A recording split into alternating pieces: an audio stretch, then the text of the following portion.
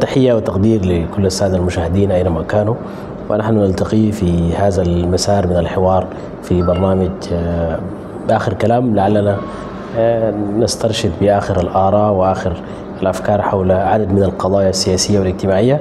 وفي هذا أسعد أن نكون ونسعد أن نكون في ضيافة الباحث في الشأن الإيراني الأستاذ صلاح الكامل، الكاتب المعروف وصاحب الرؤية المنشورة والمعروفة. مرحبا بك أستاذ صلاح. مرحبا بك والأخ السير القصاص، مرحبا ببرنامج آخر الكلام، وسلام سليم على السادة المشاهدين والمتابعين. في آخر كلام في مجال العلاقات السودانية الإيرانية، ولعل هذا محور حديثنا لهذا اليوم من آخر كلام. لعل الزيارات التي اختتمت مؤخرا بتطبيع على مستوى السفراء واستعادة العلاقات وتطبيع التعاون بين السودان وإيران، ما هي الدلالات المفتاحية في هكذا علاقة عادت بعد قطيع على زمان أو تزيد يعني؟ اتسمت السياسة الخارجية الإيرانية منذ قيام الثورة الإسلامية في أواخر ثمانينات القرن المنصرم، اتسمت بنوع من القدرة على التماهي مع الأوضاع وقدرة تدوير الزوايا، نظرية تدوير الزوايا في علاقات الخارجية، وذلك ناتج عن الحصار الذي أطبق عليها من الغرب، وهي لاختراق هذا الحصار اعتملت هذه النظرية. العلاقة عودتها مع السودان داخلة ضمن إطار محاولة إعادة العلاقات مع دول الإقليم خاصة، يعني الإقليم العربي، دول الشرق الأوسط، إيران في الفترة الأخيرة عملت وجدت في أن تسعى لعلاقات، إعادة علاقات. تم ذلك في السعودية، وتم مع الأمارات، وتم مع تنشيطه مع مصر، وفي هذا الإطار دخل السودان. العلاقة السودانية الإيرانية كانت علاقة جيدة متميزة في فترة ما يسمى في السودان بفترة الإنقاذ، وذلك للتطابق في الرؤى والأفكار بين حكومة الإنقاذ من جهة وحكومة الثورة الإسلامية في إيران إنجازت العبارة من جهة أخرى. هنالك تطابق في الرؤى أن مجموعة يمينية كلها بتنادي بالفكر السياسي الإسلامي، لكن سبحان الله يعني في آخر أيام الإنقاذ حدثت شيء ما كان يكون اعتياديا في إطار العمل السياسي العام.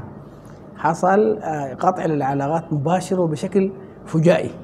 هذه المسألة كان لولا أن إيران تسعى مثل ما قلنا على نظرية تدوير زواياها، كان يمكن تكون ترمي بظلال السالبة على محاولة إعادة العلاقات مع السودان لفترة طويلة قادمة. وهكذا الدول يعني في العلاقات الخارجية في انه في تطابق بين النظام السابق في السودان وايران. الى اي مدى يعني هذا التطابق يعني ما قدر يحسن العلاقه في انها تستمر، والقطع الفجائي ده يعني هل هناك عمليه شد خارجيه يعني في هذه النقطه او هذا المسار مثلا؟ هو تحديدا هذا التطابق كان تطابق فكري، تطابق عقدي، تطابق توجهي بين الجمهورية الإسلامية في إيران والجمهورية الإسلامية في إيران ظهورها وظهور ثورتها سابق لتجربة الإنقاذ. يعني هذه في 79 وتلك في 89، بينهم 10 من السنون. فهذا التطابق جعل نوع من الأبوية من التجربة. واحد من المفكرين الكبار السودانيين قال التجربة الإسلامية في السودان عيال على التجربة الإسلامية في إيران، عولت عليها وبنت عليها بعد أفكار سياسية. نعم، إجابة على تساؤلك المشروع والواضح أن ما هو السبب في أن هذه العلاقات بشكل مفاجئ تقطع. لا، هناك تأثير خارجي قوي، وإن صحت العبارة ووضع الحروف فوق النقاط أن هنالك تأثير إقليمي. حتى قطع العلاقات أعلن في بلد عربية شقيقة، يعني ما يعلن في يعني تواليا. يعني كانت عدد من العواصم العربية قد أعلنت عن قطع علاقاتها بإيران. يعني هل السودان كان من ضمن هذه الحركة الإقليمية بشكل واضح، ولا هي يعني عملية بتاعت حديقة خلفية في هذه العلاقة؟ والله مرات في السياسة الخارجية السودانية في تلك الفترة كان نوع من العشوائية إن صحت العبارة بين ظفرين كانت تمارس. يعني كنا نكون ملكيين أكثر من الملك. النميري قطع العلاقات مع الجمهورية الإسلامية في إيران، إبان الحرب الإيرانية العراقية، والعراق ما قطعت علاقاتها. العراق ذات اللي احنا كنا واقفين نصير لها علاقات الدبلوماسية كانت قاعدة. السفير العراقي في طهران موجود، والسفير الإيراني في بغداد موجود، ويضرب لهم حصانة وكذا وكذا. ما كنا مبدئيين في الدبلوماسية. لا تعرف. هنا كيسنجر منظر الدبلوماسية الحديثة تحدث عنها ما هي صداقات دائمة ولا عداوات دائمة، إنما هي مصالح. في الدبلوماسية لا تعرف العلاقات الدائمة ولا الصداقات الدائمة، تعرف لغة المصالح. نحن في الفترة دي يمكن تكون هذا التأثير الإقليمي رمى بإظلاله. عموما الإنغاز من أكبر سوءاته صحة العبارة أنها افتقدت نصير كان قوي جدا لها. وفي حرب الجنوب كلها هذا الإقليم، هذه الدول الإقليمية التي كانت أثرت، لم تمدد السودان بسلاح، لم تمدد بمعونة، لم تمدد بشؤون عسكرية، إنما قامت بذلك إيران. أنا لا أود أن أقاطع في هذه النقطة، ولكن الحديث عن المصالح، الحديث عن السند أو الدعم أو المؤازرة، الجمهورية الإيرانية، الثورة، والدولة السودانية والحرب، يعني الآن كلانا في حالة بتاعت يعني نقدر نقول الشطين متباعدين، لكن هناك تقارب دبلوماسي. بالحديث عن المصالح، ما هي المصالح الإيرانية في السودان؟ يعني إعادة السودان لعلاقاته مع الجمهورية الإسلامية في إيران يدخل في سياق أن السودان يتجه شرقا. هذه الحرب في 15 أبريل رمت بظلال على العلاقة بين السودان والغرب، مضربطة في الصميم، وذلك بخطاب الواضح، الخطاب السوداني الواضح أن هذه الميليشيا المتمردة مشونة ومدعومة ومؤطرة ومنظرة غربيا، وتقوم بذلك دول إقليمية كحارس بوابة. لكن الآن هذه التوجه الشرقي لروسيا للصين يدخل في سياق إيران. إيران تعد دولة من دول شرق آسيا ودول آسيا الناشئة، ودولة من دول الشرق القادمة إلى الصدارة بقوة. الآن في ابتلاء واضح أن إيران بنت إيديولوجيتها الثورية على العداء مع الغرب كاملا، ومع أمريكا بزرق طهراني أسد، بزرق يعني شيطان الأكبر، بزرق شيطاني أسد. وإسرائيل طوالي بدوا معها الإيديولوجية الثورية، بدأت أن إسرائيل غدة سرطانية يجب أن تكتس من الوجود. هذا التوجه جعل الآن المصائر قريبة من بعض، زاد التوجه الآن تلمح اللي يعني كان في فترة سابقة من الحالة بتاعت التشوه التي سارت الدولة السودانية، إنه يعني زي ما ذكرت أنتم العلاقات الخارجية السودانية فيها جزء من العطب. يعني الآن السودان كان يحاول إحياء علاقات مع أو بناء علاقات مع دولة تعاديها كل المنطقة العربية، وعلى رأسها الإقليم الجمهورية الإسلامية الإيرانية. كانت هذه العلاقات للدرجة اللي كانت العمل العسكري والحربي والعتاد كله في ظل حرب دولة الإنغاز كان يأتي عبر هذه البوابة أو منها. ودليل على ذلك أنه يقال حتى أن إسرائيل استهدفت التشوين العسكري في السودان بدعوى أنه إيران تسرب أسلحة للسودان لتخفز هذه الأسلحة وتخرج لحماس، وعلى ذلك الخلفية ضرب مصنع اليرموك. يعني جزء من أساسيات هذه العلاقة تفتكر أنها هي الحاجة للدعم العسكري، يعني دي واحدة من النقاط اللي يمكن البناء عليها في علاقة السودان، خاصة وأن إيران عادت العلاقة مع السودان. السودان في شبه لا دولة، يعني بعض الجيوب بتاعت المتمردين وانهيار في منظومة الدولة التنفيذية بشكل كبير. السودان في هذا التوقيت إيران عادت العلاقة معه. يعني ما المؤشر؟ يعني هل نقراها في السياق العسكري أم في سياق النفوذ التسابق، خاصة وأن علاقة السودان مع روسيا تأخذ في التطور؟ يعني لا يوجد دولة الآن عندها مصالح في العالم لا تطمع في وجود من أي شكل كان على البحر الأحمر.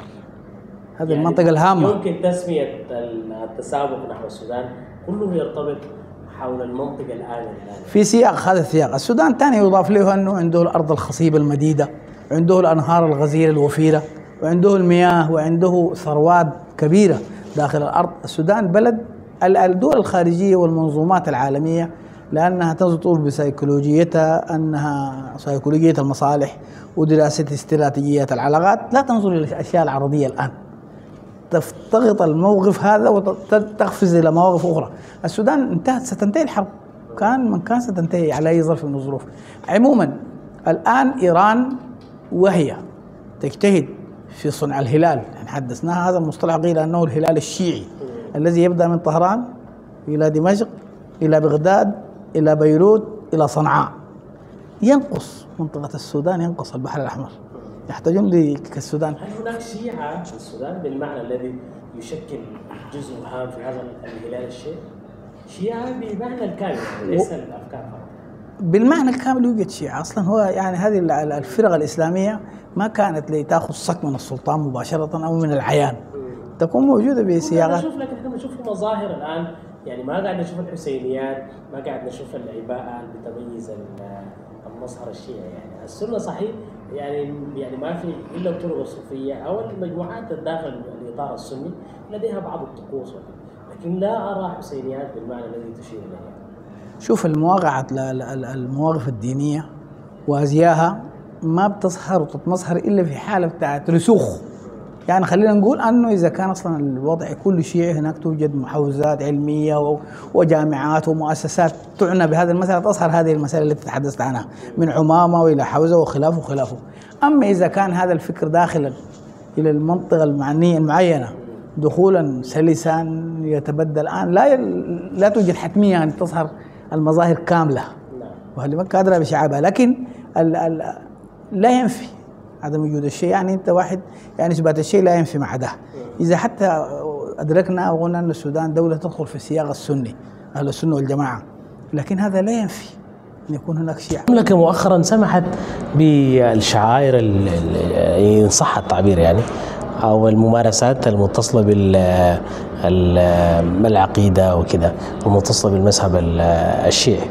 المملكة العربية السعودية الإثنية تفرض عليها ذلك، يعني هي أصلا كانت موجودة. المنطقة الشرقية كلها أو جلها شيعة، والغطيف بحوزاته العلمية بدري حتى من قبل قيام المملكة العربية السعودية وإلى الآن تعمل. والعمايم التي تحدثت عنها وكذا والتراب وكذا في السعودية موجودة، حتى في المدينة موجودة. صحيح محجم النشاط مغلل، لكن في العربية السعودية لفترة سابقة والآن ظهرت بشكل أكبر. كان هنالك معممون أساتذة في الجامعات السعودية وأساتذة في مراكز العمل السعودية وكذا. هل هذه العودة جزء من الاتفاق بتعزيز العلاقات بين الرياض وطهران؟ يعني هل هذه العودة الشاعرية إنجازها؟ هي قراءة، هي تدخل في سياق أنها قراءة واقعية. هذا العداء ما كان له مبرر، اللهم إلا أن إسرائيل هي المستفيد الأول ودول الاستكبار هي المستفيد الأول. فالمملكة العربية السعودية عادت قراءتها للأوضاع السياسية، وكذلك الجمهورية الإسلامية في إيران عادت قراءتها. لنعود إلى السودان، كما ذكرت السودان الآن في وضع بتاع حرب، ومعلوم للجميع هذه التداعيات الكبيرة خاصة على المستوى الدبلوماسي والمستوى العسكري، وحضور السودان في القضايا الأفريقية والعربية وغيره.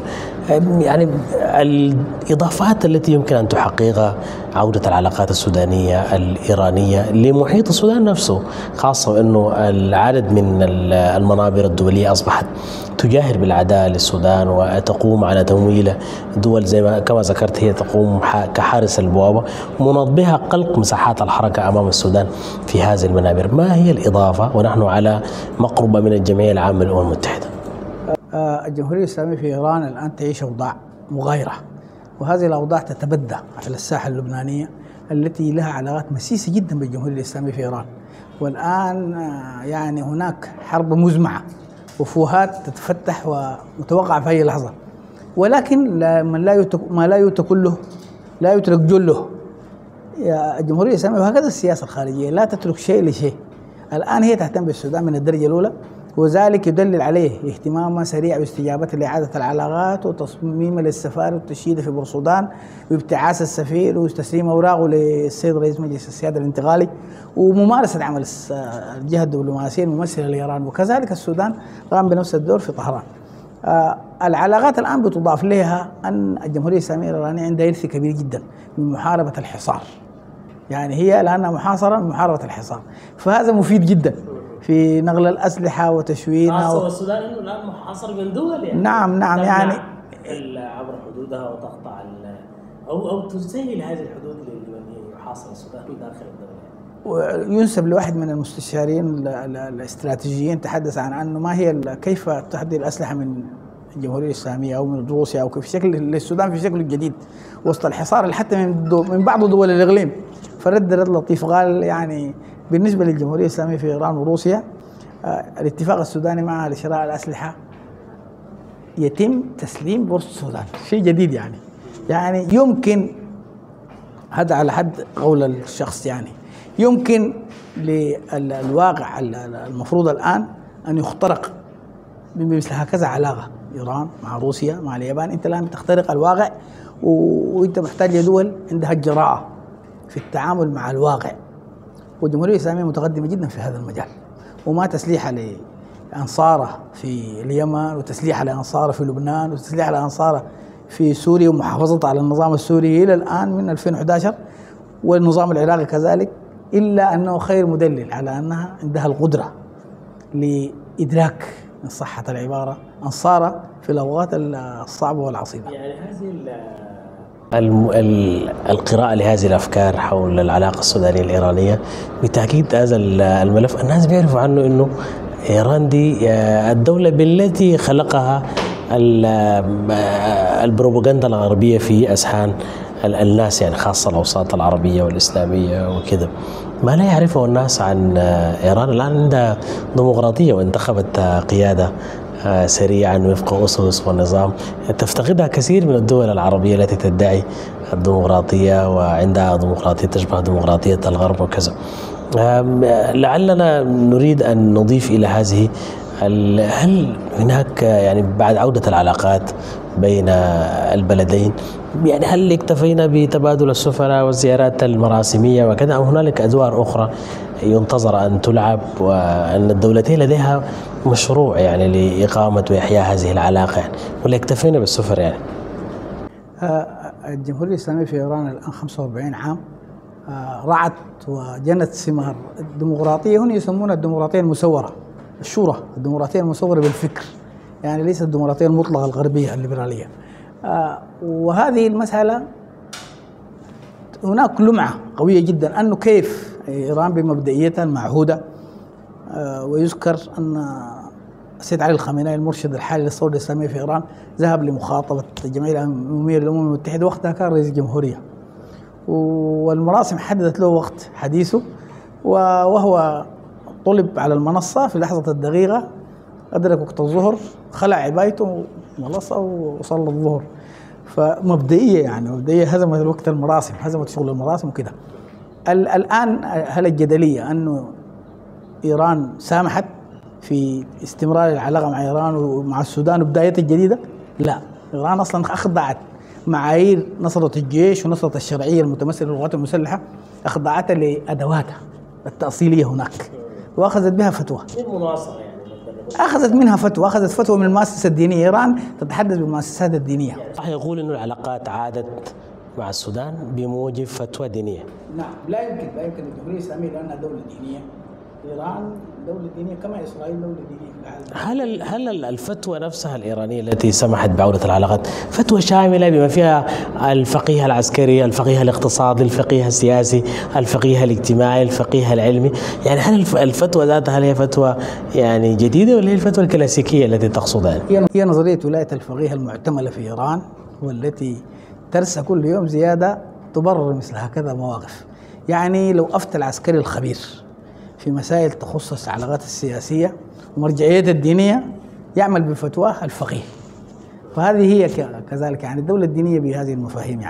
يعني يحرزون يجتهدون جدا أن يحققون أن هذا الحق مع القوات المسلحة أم مع الميليشيا المتمردة، الحق الإلهي، الحق الشرعي.